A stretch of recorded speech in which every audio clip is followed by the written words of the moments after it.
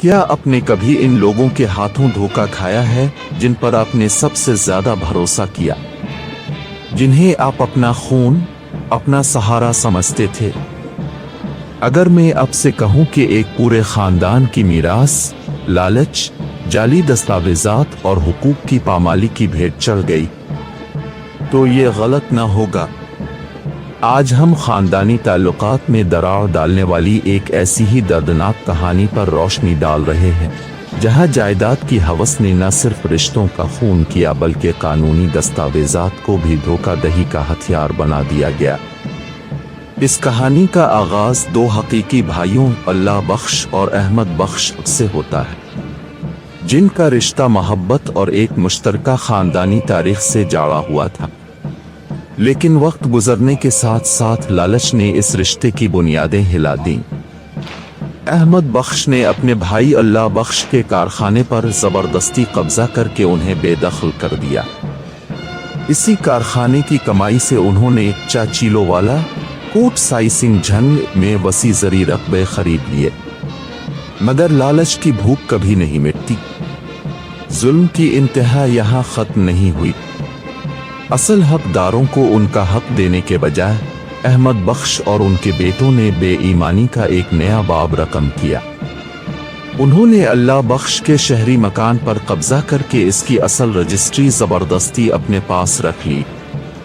سن 1971 میں جب اللہ بخش کا انتقال ہوا تو احمد بخش اور ان کے بیٹوں نے ایک اور شرمناک قدم اٹھایا۔ انہوں نے مکان کے آدھے حصے کی جعلی رجسٹری تیار کروائی بتاریخ 6 جولائی 1975۔ اس جعلی دستاویز میں 2 گواہان کے نام درج کیے گئے، رمضان ولد وریام، نور محمد ولد وریام۔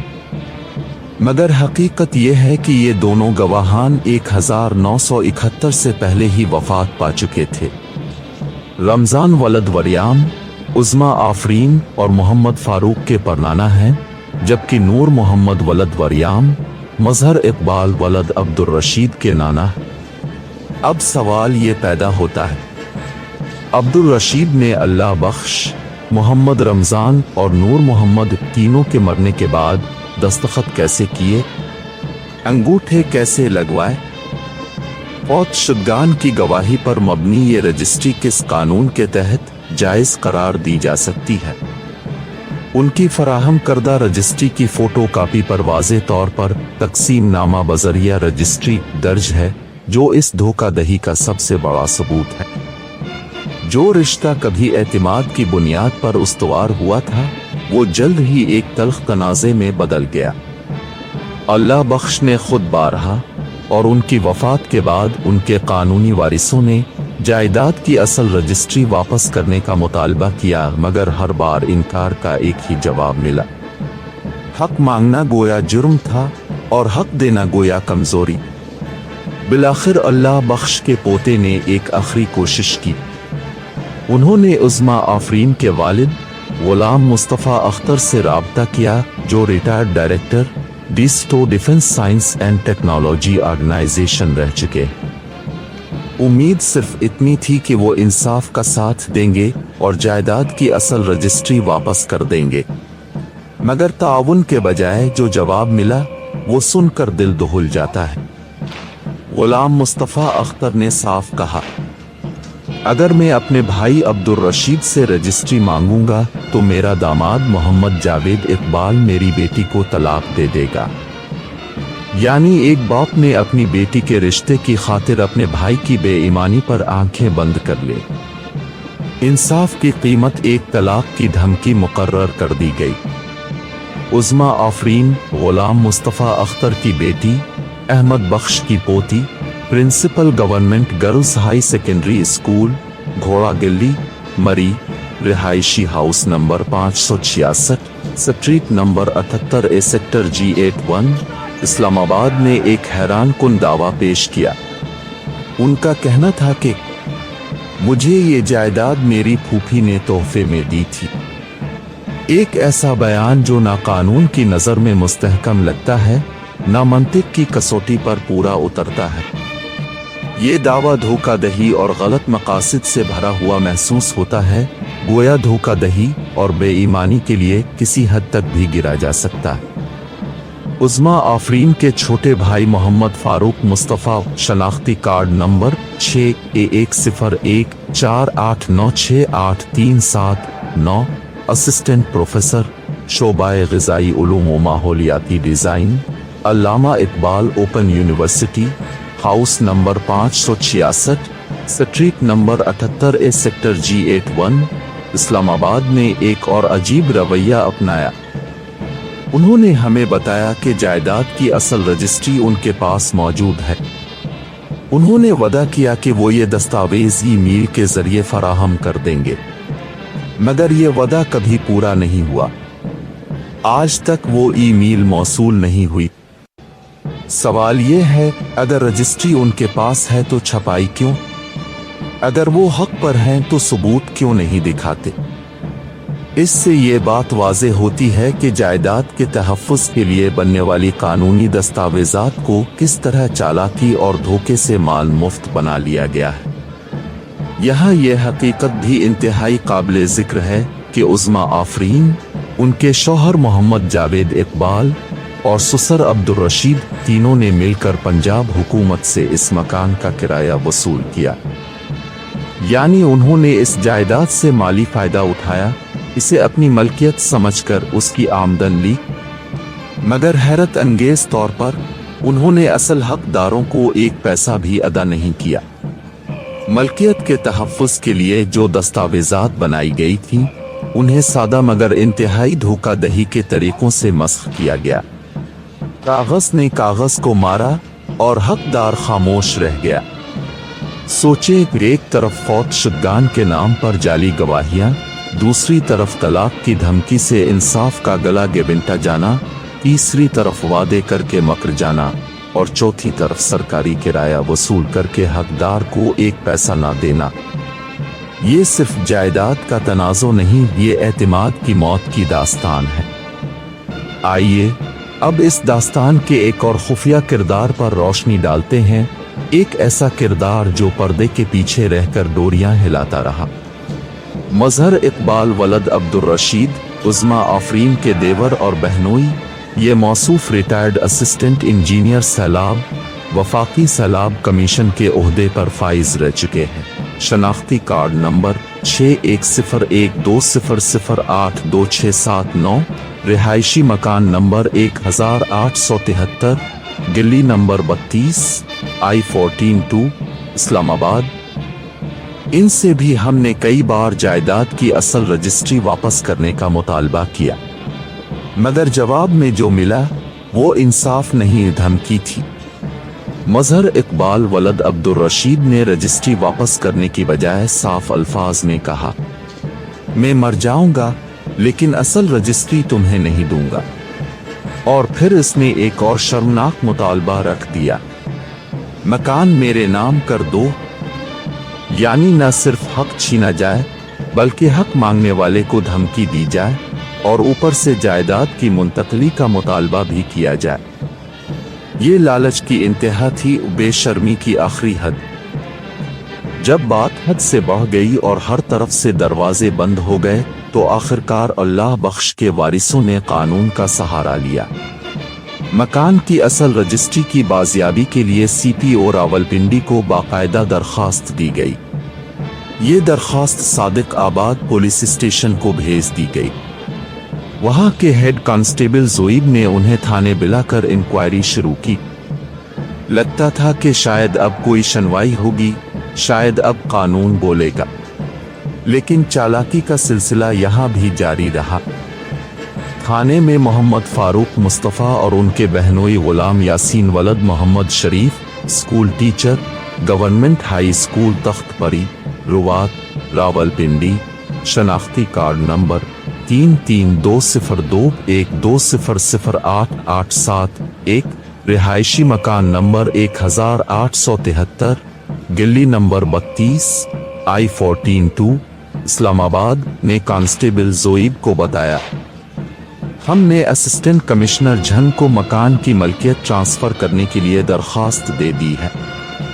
ये सुनकर कांस्टेबल जोइब ने यकीन कर लिया कि मामला असिस्टेंट कमिश्नर झंग के पास है, मगर हकीकत ये थी कि ये महज एक चकमा था, एक झूठ, एक फरेब। मोहम्मद फारूक मुस्तफ़ा और गुलाम यासीन ने कांस्टेबल जोइब को असिस्टेंट कमिश्नर झंग का हवाला देकर गुमराह किया और खामोशी से चले गए। न कोई दरखास्त दी गई थी, न कोई कार्रवाई हुई थी, बस कानून की आंखों में धूल झोंक दी गई। सोचे, एक तरफ फौत शुदगान गवाह बनाए जाते हैं, दूसरी तरफ तलाक की धमकी से इंसाफ रोका जाता है, तीसरी तरफ मर जाऊंगा मगर रजिस्ट्री नहीं दूंगा की धमकी दी जाती है, और चौथी तरफ पुलिस को झूठ बोलकर कानून की आंखों पर पट्टी बांधी जाती है। ये महज जायदाद की लड़ाई नहीं, ये निजाम इंसाफ के साथ खुला मजाक है। आइए अब इस कहानी के एक ऐसे मोड़ पर चलते हैं जहां सच्चाई खुद धोखाधड़ी के घर से निकलकर सामने आती है। नाना अहमद बख्श के बेटे यानी मामू अब्दुल रज़्ज़ाक उन्हें व्हाट्सएप पर एक पैगाम भेजा। इस पैगाम में उन्होंने साफ अल्फाज में लिखा, छोटे भाई अहमद बख्श ने बड़े भाई अल्लाह बख्श पर एतमाद करके झंग वाले मकान की रजिस्ट्री अल्लाह बख्श के नाम करवा दी थी। ये एक जुमला, बस एक जुमला पूरी जालसाजी की इमारत को मिस्मार कर देता है। मामू अब्दुल रज़्ज़ाक ने इस पैगाम के जरिए झंग वाले मकान की मलकियत अल्लाह बख्श वलद अल्लाह यार की ज़ाती मलकियत तस्लीम कर ली। उन्होंने वाज़े तौर पर गवाही दी कि ये जगह मुश्तरका नहीं बल्कि अल्लाह बख्श की ज़ाती जायदाद है। इस एक एतराफ़ ने मजहर इकबाल वलद अब्दुल रशीद और मोहम्मद फारूक मुस्तफ़ा वलद Ghulam Mustafa Akhtar retired director DESTO defence science and technology organisation के तमाम दावों को गलत साबित कर दिया। जिन लोगों ने सालों तक इस जायदाद पर अपना हक जिताया, उनकी बुनियाद खुद अहमद बख्श के खानदान के एक फर्द ने जमीन बोस कर दी। अब जरा अहमद बख्श के हालात पर नजर डालते हैं। अहमद बख्श का खानदान 18 अफराद पर मुश्तमिल था। उनकी माली हालत अच्छी नहीं थी। इतने बड़े खानदान की परवरिश करना ही एक पहाड़ तोड़ने जैसा काम था। जायदाद बनाने का ख्वाब तो दूर की बात थी। फिर सवाल पैदा होता है, जिस आदमी के पास अपनी जायदाद बनाने की सकत नहीं थी, उसने इतनी बड़ी मलकियत कहां से बनाई? जवाब वाज़ेह है, इसने अपने बड़े भाई अल्लाह बख्श के मकान और कारखाने पर कब्जा किया, अपने बेटों के लिए, अपने खानदान के लिए। मगर तकदीर का तमाशा देखें, जिन बेटों के लिए अहमद बख्श ने अपने सगे बड़े भाई से दुश्मनी मोल ली, जिनके लिए उन्होंने बेईमानी की, जिनके लिए उन्होंने जाली रजिस्ट्रियां बनवाईं, उन्हीं बेटों ने बुढ़ापे में अहमद बख्श को बेसहारा छोड़ दिया। अहमद बख्श की ज़बान से खुद ये अल्फाज निकले, जिस बड़ी बेटी को मैंने अपना दुश्मन बनाए रखा, इसी बेटी ने आखिरी वक्त मेरी खिदमत की। और यही बड़ी बेटी थी जिसने सब बहन भाइयों को पढ़ाया, उनकी शादियां की, उन्हें सहारा दिया। मगर बाप ने इसी को दुश्मन समझा। ये इबरत की बात है, लालच ने रिश्ते तोड़े और आखिर में लालच करने वाला खुद तन्हा रह गया। अहमद बख्श ने सारी उम्र अपने बड़े भाई अल्लाह बख्श और उनकी औलाद से लड़ झगड़ कर गुजारी। अब अहमद बख्श इस दुनिया में नहीं, मगर उनकी औलादें बाप दादा के नक्श कदम पर चल रही हैं। वही धमकियां, वही इनकार, वही चकमेक, बस चेहरे बदल गए हैं, किरदार वही है। यहाँ एक और दिलचस्प वाकया सामने आता है। गुलाम मुस्तफ़ा अख्तर और उनके छोटे भाई अब्दुल रज़्ज़ाक के दरमियान इस्लामाबाद वाले मकान पर झगड़ा हुआ। बात इतनी बढ़ गई कि गुलाम मुस्तफ़ा अख्तर ने अब्दुल रज़्ज़ाक का सारा सामान घर से बाहर फेंक दिया। महल्ले वालों ने जिरगा बुलाया और मामला हल करवाया। इसके बाद अब्दुल रज़्ज़ाक के सब भाइयों ने मिलकर फैसला किया और झंग वाले जरी रकबे से अब्दुल रज़्ज़ाक का हिस्सा गुलाम मुस्तफ़ा अख्तर के नाम ट्रांसफर करवा दिया। यानी एक भाई ने दूसरे भाई को घर से निकाला और बदले में जरी हिस्सा हड़प कर लिया। यही वो खानदान है जो अल्लाह बख्श की जायदाद पर हक जता रहा है, जबकि अपने घर में भी इंसाफ का गला घोंट चुका है। सोचें, अहमद बख्श के अपने बेटे ने व्हाट्सएप पर एतराफ कर लिया कि जायदाद अल्लाह बख्श की थी, मगर फिर भी रजिस्ट्री वापस नहीं दी जाती, फिर भी धमकियां दी जाती हैं, फिर भी चकमे दिए जाते हैं। सच सामने आ चुका है, अब बस इंसाफ की बारी है। अब जरा मामू अब्दुल रशीद के किरदार पर भी नजर डालते हैं, जो डिस्ट्रिक्ट एजुकेशन ऑफिस झन में मुलाजमत करते थे। उनके हाथ में ट्रांसफर की ताकत थी और इस ताकत को उन्होंने एक हथियार बना लिया। जो टीचर उन्हें रिश्वत ना देता, इसकी दूर दराज इलाके में ट्रांसफर करवा दी जाती। तालीम का महकमा उनके हाथ में एक बाजार बन गया था, जहां इंसाफ फरोख्त होता था और खामोशी खरीदी जाती थी। मगर अब्दुल रशीद ने सिर्फ बाहर वालों को नहीं लूटा, उन्होंने अपने घर वालों को भी नहीं बख्शा। अब्दुल रशीद ने अपनी बेटी के सरमाए से मकान और दुकानें बनवाई। तामीर बेटी के पैसों से हुई, मगर दुकानें अब्दुल रशीद ने अपने नाम करवा ले। जब बेटी ने सवाल किया तो जवाब मिला, मैंने तुम्हें पाला है, पढ़ाया है, ये मेरा हक है। यानी बाप होना एक फर्ज है जो औलाद को सारी उम्र चुकाना पड़े। बेटी की मेहनत, बेटी का सरमाया और मलकियत बाप के नाम, ये कैसा इंसाफ है। अब्दुल रशीद ने अपनी छोटी बहन से अपनी बेटी के रिश्ते की बात की। बहन ने रिश्ता लेने से साफ इनकार कर दिया, एक हक जो हर फर्द को हासिल है। मगर अब्दुल रशीद ने ये इनकार बर्दाश्त नहीं किया। बहन खुद एक स्कूल टीचर थी। अब्दुल रशीद ने अपने ओहदे का गलत इस्तेमाल करते हुए अपनी सगी बहन का तबादला दूर दराज इलाके में करवा दिया। जो रिश्ता ना ले, इसे सजा, जो रिश्वत ना दे, उसका तबादला। ये था अब्दुल रशीद का इंसाफ। यही रवैया उन्होंने अपनी बहू उज़्मा आफरीन के साथ भी रखा। अब्दुल रशीद ने 3 लाख रुपए उज़्मा आफरीन से उधार लिए। जब उज़्मा आफरीन ने अपने दिए गए 3 लाख रुपए के उधार का तकाजा किया, तो अब्दुल रशीद ने साफ कह दिया, तुम यहाँ मुफ्त रहती और खाती हो और अपनी सारी तनख्वाह अपने बाप गुलाम मुस्तफ़ा अख्तर को देती हो, मैं तुम्हें कोई रकम वापस नहीं करूंगा। जुल्म की दास्तान यहाँ खत्म नहीं होती। अब्दुल रशीद, उनके बेटे जावेद इकबाल और बहू उज़्मा आफरीन ने मिलकर अल्लाह बख्श की बेटी को इसके अपने बाप के विरासती घर में दाखिल तक नहीं होने दिया। वो मजलूम औरत सारा दिन बाहर सड़क पर बैठी रही। इसी जायदाद के बारे में अल्लाह बख्श की बेटी ने डीसी झन को दरखास्त दी और बुजरिया पुलिस अपने बाप की वारिसती जायदाद से अपना हिस्सा अब्दुल रशीद के बेटे जावेद इकबाल और उसकी ज़ौजा उज़्मा आफरीन को फरोख्त किया। इस बेनामे की कापी में साफ दर्ज है, दस्तावेज नंबर 50 मोरखा 12/01/1921 तस्दीक करदा सब रजिस्ट्रार झन बमुताबिक रजिस्ट्री दर्ज है। अब यहाँ एक अहम सवाल खड़ा होता है, अगर अब्दुल रशीद, जावेद इकबाल और उज़्मा आफरीन के पास मिल्कियती रजिस्ट्री नहीं है, तो ये इबारत उन्होंने कहाँ से तहरीर की? ये हवाला उन्हें किसने दिया? ये नंबर, ये तारीख, ये तस्दीक, सब कुछ तो रजिस्ट्री के बगैर मुमकिन नहीं। यानी रजिस्ट्री उनके पास है मगर छपाई जा रही है। इस बात की तस्दीक मामू सिद्दीक के बेटे खालिद ने भी की।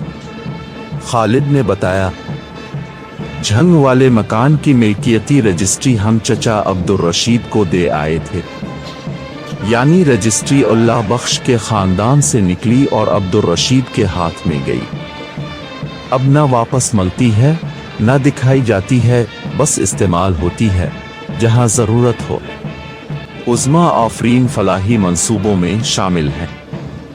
समाजी खिदमत, खैरात, तालीम के नाम पर तकरीबात, सब कुछ। मगर जरा ठहर कर सोचें, जो शख्स एक तरफ फला का निकाब ओढ़े और दूसरी तरफ अपने सगे रिश्तों का हक छीने, ये कैसा किरदार है? یہ ایسے شخص کی نشانی ہے جو سکے کے دونوں اطراف کھیلتا ہے، ایک طرف مسکراہٹ، دوسری طرف وار، ایک طرف ہاتھ بڑھانا، دوسری طرف جیب خالی کرنا، عوام کے سامنے فرشتہ، بند دروازوں کے پیچھے وہی پرانا کھیل۔ یہ معاملہ صرف جائیداد پر نہیں رکا، بلکہ بددیانتی، منافقت اور اخلاقی زوال کی ہر حد کو پار کر چکا ہے۔ اب بات قبضہ مافیا سے آگے بڑھ کر لوگوں کی زندگیوں کو جہنم بنانے اور ان کے گھر برباد کرنے تک پہنچ چکی ہے۔ حد تو یہ ہے کہ انہوں نے اب ہمارے بچوں کو بھی اپنے داؤ پیچ کا نشانہ بنانا شروع کر دیا ہے۔ اس کی ایک تازہ مثال دیکھیے، مظہر اقبال کی اہلیہ شازیہ آفرین، جن کے ماتحت ریٹائرڈ لیفٹیننٹ کرنل امجد عابد اور ان کی بیٹی فائقہ امجد بطور اسسٹنٹ کام کر رہی تھی۔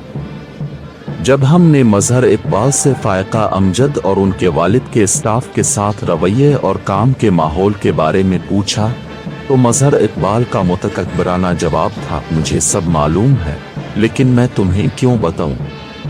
میں ان کی کمزوریاں تمہارے سامنے کیوں ظاہر کروں؟ مظہر اقبال نے الٹا احسان جتاتے ہوئے کہا کہ میری اہلیہ شازیہ نے فائقہ امجد کی مکمل حمایت کر کے اسے گریڈ 17 میں جونیئر ریسرچ آفیسر لگوایا، جبکہ حقیقت یہ ہے کہ ہم نے کبھی ان سے ایسی کسی پروموشن کی سفارش کی ہی نہیں تھی۔ یہاں سوال یہ اٹھتا ہے کہ ایک ایسی حالت میں جہاں فائقہ امجد مختلف جسمانی اور ذہنی عوارض، شدید ڈپریشن، دمہ، مائیگرین اور السر میں مبتلا ہے اور ذہنی تناؤ کی صورت میں ان کا رویہ غیر متوقع ہو جاتا ہے، مظہر اقبال اور ان کی زوجہ شازیہ نے حقائق کو کیوں چھپایا؟ اس کی وجہ صرف یہ تھی کہ ان کے فائقہ امجد اور فائقہ امجد کے والدین کے ساتھ گہرے تعلقات تھے۔ اصل حقیقت یہ ہے کہ مظہر اقبال، ان کی اہلیہ شازیہ آفرین، ریٹائرڈ لیفٹیننٹ کرنل امجد عابد اور ریٹائرڈ کرنل جنید کا ایک ایسا گٹھ جوڑ ہے جو دوسروں کو بلیک میل اور ٹریپ کرنے میں ملوث ہے۔ گال سن، یہ 50 سال کی لڑائی چلتی ہے تو آپ یہ بڑا بنا ہے بندہ تھا، آپ ہی گال جب تک ہے دوسرے کہیں چلتے گال سن لی کو، اگر تیری ہمت اللہ نہ ہو جا کے اور تیری گال کرنا گال مقابلے لطف سلنا تو لطف سلی جا رہے ہیں تو وہ گاتے ہیں نا، اور سے ویسا اس سے کیا لیے نکلی ہے جو کچھ ہے، اگر کوئی ثابت کرے کامیاب ہو دے کیا تو لے کر جان چھوڑ میرے کو کسی کیا ہی وقت لے کر جان چھوڑ دے سب سنگا۔ اپنا رزاق نے لکھیا ہے کہ جڑی چھوٹے برا نے بڑے تے اعتماد کر کے تے او دے نام تے رجسٹری کرا دیتی ہے، مطلب رجسٹری بھی تواڈے کول ہے، تقسیم بھی تواڈے کول ہے، تسی لئی با کے ڈیسائیڈ کر لینے اونوں کوسن تواڈے نام تے تواڈے نام تے تواڈی ٹرانسفر کرا دینے، اپنے نام تے اپنے نام تے ٹرانسفر کر دے۔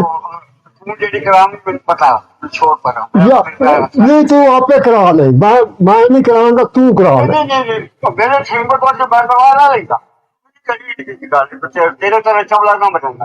اچھا جی چلو جہے کاغذ تسی اپنے کول رکھے میں لینا نہیں تواڈے کولوں، تسی وہ سامنے رکھ کے وہی سامنے رکھ کے اس لیے بیٹھ کے جڑا فیصلہ کرنا کر کوئی نہ میرے کو کوئی نہ ایک گل اور دا ایشو کوئی نہیں ہے، جیکر میں گولی لیاؤں گولی لیاؤں چلتی ہے اگر کل چل سکتا ہے نہیں تو من دس پھر فیصلہ کس طرح کر سو کس شتے کر سو کاغذات چھیڑنا میرے کو کاغذ ہوئے تو میں تمہیں آخنا سی میں تو تمہیں کدی بھی نہیں سی آخنا میں جان گیا سی تو ہی اس مدد میں دیتی سی نا کاپی خریداری دی تو ہی سودا کیتا سی تسی بھی بیانہ دیتا سی تسی لکھائی پڑھائی کیتی سی اتنے آن کے تسی آکھیا دی یہ بڑی مانگی اسی نہ لئی گے میں تو نہیں آکھیا لاہور والا تو ٹوٹے دا بڑی لانا ٹوٹے دا بغانے لانا بس ہوتا نہیں تو پھر تسی پیمنٹ کر دیں دے اس نے مک جاندی نا بانی لانا چنے کر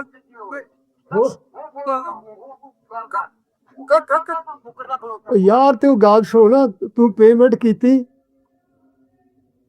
تو میں تین انکار کیتا اور تسی مامی زندہ آئی انہوں نے آکھا کہ یہ تو اتنا ہے ہی نہیں اس تو نہیں لیں دے میں چپ کر گئے ماں کے کر سکتا محمد فاروق، مظہر اقبال، गुलाम यासीन, उनके वालिदैन और दादा अहमद बख्श ने अपने खानदानी और आला अक़दार को पुष्ट डालकर गैर मुहज़्ज़ब रास्ते इख्तियार कर लिए। शायद उनका तरकार यही बन चुका है कि इंसान बेज़मीर हो जाए, क्योंकि उनके नज़दीक इज्जत तो आने जाने वाली चीज़ है। पूरी तारीख में लातादाद ख़ानदान इसी तरह की मुश्किलात का शिकार रहे हैं, हाई प्रोफाइल कानूनी जंगों से लेकर आम घरेलू तनाज़ात तक। ये कहानियाँ हमें याद दिलाती हैं कि ख़ानदानी रिश्तों में दियानत और एतमाद कितने बुनियादी और नाजुक होते हैं। धोखाबाज हमारे दरमियान ही मौजूद होते हैं, अक्सर दोस्त और ख़ानदान के रूप में। क्या आपने कभी सोचा है कि आपके करीब कौन आपके खिलाफ चाल चल रहा है? ऐसे अफराद अक्सर हैरान कुन हद तक ज़हीन और दिलकश होते हैं और दूसरों की कमज़ोरियों और एतमाद का माहिराना फ़ायदा उठाना जानते हैं।